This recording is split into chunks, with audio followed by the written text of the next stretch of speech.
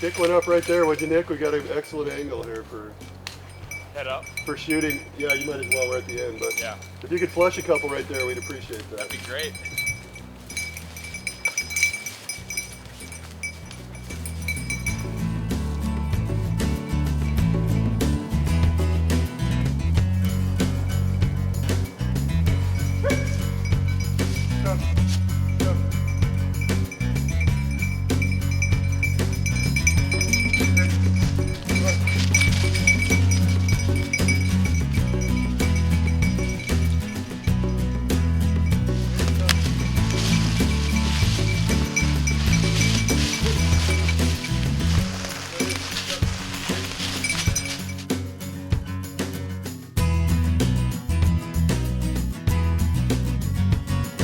There he goes. Okay. Little low. Good boy, Ace. Okay. All right, Ted, just tell us who you are and what's your job title and what you do. My name is Ted Dick. I'm the Forest Gamebird Coordinator for the Minnesota DNR, and I'm also partially funded by the Ruffed Grouse Society. And are you a grouse hunter? Absolutely. How long have you been grouse hunting? All my life, so it's been a long time now, but I grew up in the woods right here, and it's something I love to do. I wouldn't miss it every fall. Are you a bird dog guy? I might deny it this week. I have a new puppy right now, Ace, and we'll hunt with him a little bit. He's a good dog, but he's young. But yeah, dogs really add something to the grouse hunting for me, so I enjoy that too, even if I don't know what I'm doing. What is it about grouse hunting that you like so much?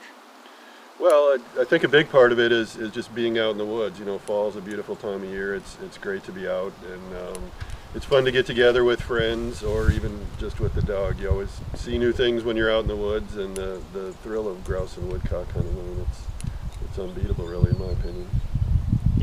With your position with the DNR and having that position being partially funded with the Ruffed Grouse Society, basically what do you do on a daily basis? Well, anything really to improve hunter satisfaction and improve habitat. We work on trail projects. We apply for grants to do habitat projects. We try to make conditions in Minnesota better for grouse and woodcock, and thereby better for hunters. So anything involved there. And here we're at the Johnson Lake Ruffed Grouse Woodcock Habitat Management Area, which is an example of many similar types of projects throughout the state of Minnesota. Tell us about this, similar projects like this and kind of how it works and how RGS gets involved with those. We have, I think it's 17 million acres of forest in Minnesota, and a lot of it's managed for different things. But at these ruffed grouse management areas, the focus is particularly early successional forest, young forest habitat. And we have at least 50 of these in Ruffed Grouse Society, in cooperation with various land managers, has managed over the years. And if you'd like to find more about them, Ruffed Grouse Society actually just funded a project to put these areas online, so you can go there, find these 50 areas, look at a big map, find the one that's close to you, and print out a map or download it to your phone. And RGS and DNR just worked on that together with RGS doing the funding, and we just got it online just a couple weeks ago, so it's fresh, and there's a lot of good information there for a new hunter who feels like they don't know their way around. That's a great way to find out where to go to find grouse. And when you say online, where can you find it? Oh, on the Minnesota Department of Natural Resources website. If you go into the hunting and trapping page and then look for grouse hunting, there'll be links there for both hunter walking trails and then the ruffed grouse management areas, and several other pages that can give you information if you're new on how to hunt and where to hunt. And when it says in cooperation with the Ruffed Grouse Society, what does that mean? What's RGS's role in these projects? Typically, they might have had.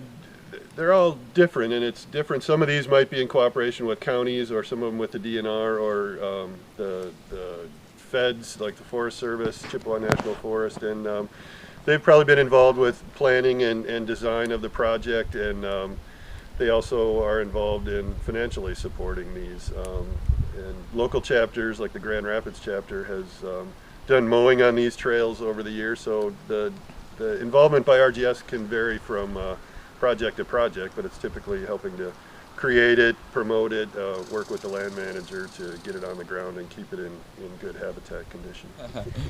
So if somebody is supporting the Ruffed Grouse Society, whether it's financially or through advocacy, how, if they're supporting us at a banquet or helping us with habitat projects, how does that affect actual habitat on the ground?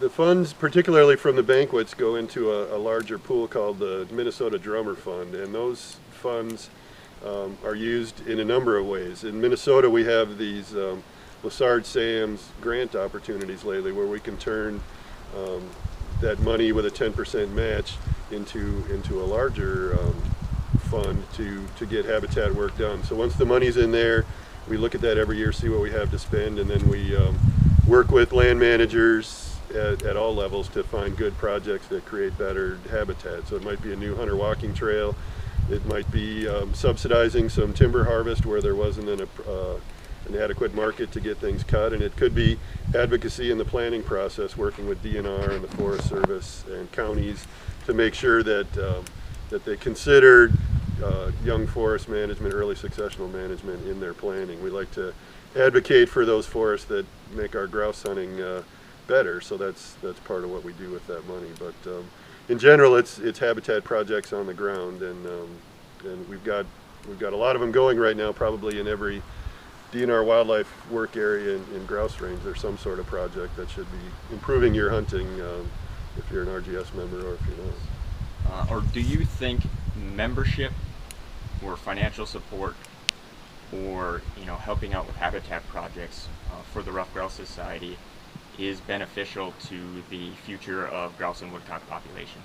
Oh, it's absolutely beneficial. Membership gives us a stronger organization and a bigger group. The land managers, the planners, they listen to the groups that come in with concerns or proposals. And the more hunters we have in the group, the stronger we are. People pay attention to that. If there's just a few people in your group, you get less attention than you do if you have a big, strong group. And since grouse hunting in Minnesota is a popular pastime, I think everyone should be a member, because making that group stronger means we get more done, we have more financial resources, and we have more power for advocacy at these meetings, and managers listen to that.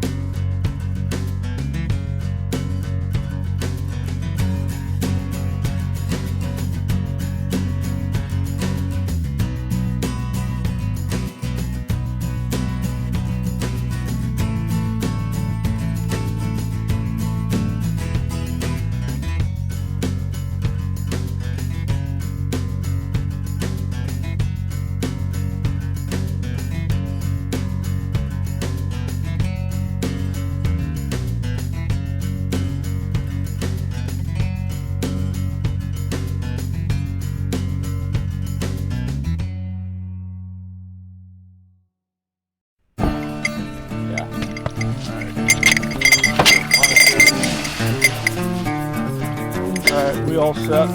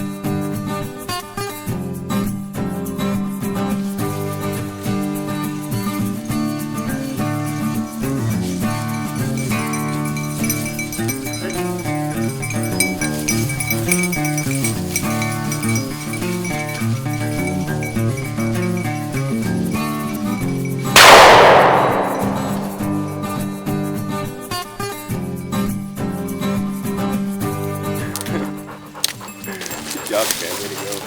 Look at that! Doodle! Doodle.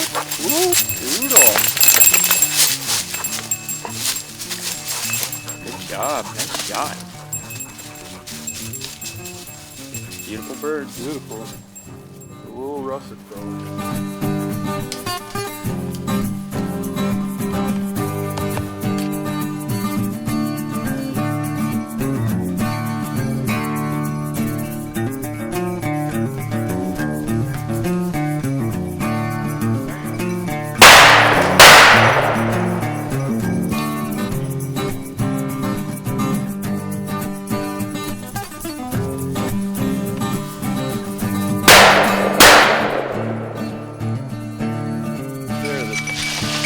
Dogs on the bird.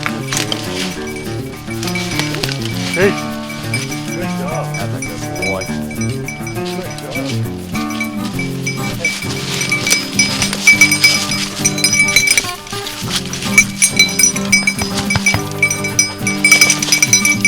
Hey, Very cool.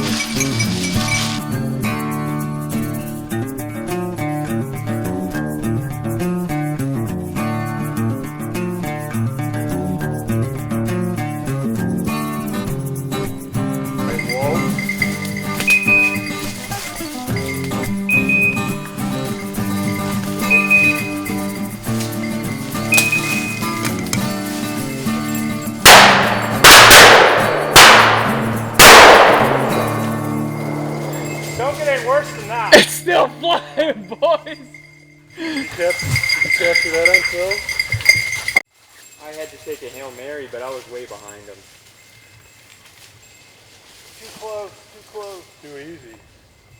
Too close, too easy. Good boy, Blitz. Well, it's closing time here on the second day of the Ruffed Grouse Society and the American Woodcock Society Grouse Camp Tour 2015. And I'm here with Ted Dick, who is the Minnesota DNR Forest Gamebird Coordinator. How's it going, Ted? Good. Good How to are see you, you. Matt? Ted today kind of showed us around. We pretty much treated this as a habitat day. We talked habitat all day, but we also did a little hunting. I think it would be fair to say that we could call this Timberdoodle Tuesday. Delicious. Yeah, we had a really good Timberdoodle woodcock shoot. We had some good dog work. Made some shots over some points and missed a few too, so we had a really good day. And like I said before, we're talking habitat today. So we're actually here in this specific spot. We're at a project area that RGS was involved with. And maybe, Ted, you can fill us in a little bit about how that all worked out. Sure. You know, we often talk that RGS is about habitat, and in Minnesota these days we have tremendous opportunities for working on habitat with the Lessard-Sams funds that we have available. And this particular project was a $125,000 CPL Conservation Partner Legacy grant. RGS was the project manager, and we hired someone to do this type of work. You can see a little bit of regenerating aspen behind me here. It's difficult to work on big forest projects. We do that through policy, but we can work around the edges on some of these. And this is an old forest opening. They grow in once in a while, and we can bring in hydroax wood chopping machines to open these back up. We saw today that grouse will live around the edges of these, and woodcock will roost in these. So part of what RGS does is work on these forest roost areas and wildlife openings that make better habitat, better hunting, and we saw that today. Yeah, I'm guessing the CPL grant is sort of one example of how RGS gets involved with forest management in Minnesota. When RGS does work on habitat projects, what other ways does RGS? Well, a lot of what we do, I work also for the DNR, so we stay involved with forest planning. You know, most of the timber work, whether it's on state land, federal land, goes on 50-year plans and 10-year segments of that. So we make sure we have input on those, and we talk to the resource managers, and we're involved in the planning process to make sure early successional habitat, aspen management is well represented, and we let them know that there's people interested in continuing that on the landscape. So that's one other way that we do it. When people become members of the Ruffed Grouse Society, or they go to banquets and donate, or they show up and help out with committees and chapters on habitat projects, how does all of that affect forest management on the ground? Well, it has a big effect. The the groups that are involved and that either do hands-on work or, like I said, stay involved in that policy process or take time to contact their politicians and their planners and things. All of that has an effect on how the forest gets managed, and RGS sort of coordinates that with their volunteers and their chapters. If there's something going on in your area, you know, we'll tell you about it, we'll get involved, we'll show up at county board meetings or the federal process and stay involved in the planning. And then we also put your banquet dollars, your RGS member funds, drummer funds to work on the ground doing habitat projects. So a whole range of things, from little tiny $500 put in a culvert to keep a hunter walking trail dry to you know, we're talking multi-million-dollar projects right now, trying to acquire some forest land that's going away soon. So the whole gamut from small projects to large, RGS is doing it. How important is membership in an organization like RGS to the work that you try to do on a daily basis? It's critically important. When you have good, strong membership, a lot of people involved, and when you speak for a large constituency, that gets attention. When you go to, whether it's the DNR foresters or the Superior and the Chippewa National Forest. We're in the Chippewa National Forest right now. Having a good, strong membership base means you have some clout when your representatives go to say things, whether it's Dan Desiker working in Washington or it's us doing things here. It's important to have as many members as we can, because the big groups get the attention and have the clout to get things done.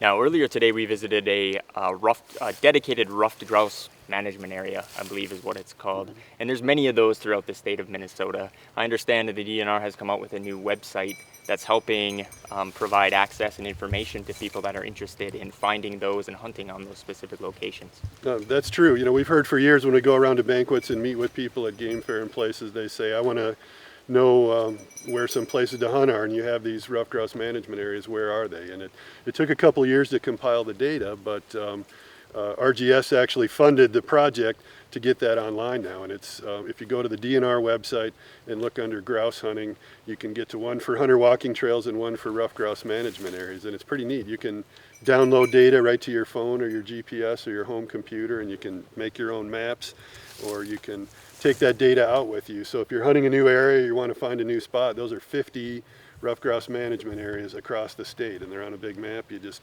click on it, it'll tell you about it, how many acres, and then you can download the directions and even the data to your GPS. So it's a place you can hunt without worrying about trespassing or something, and it's an area that for the most part should be managed for early successional and ruffed grouse habitat.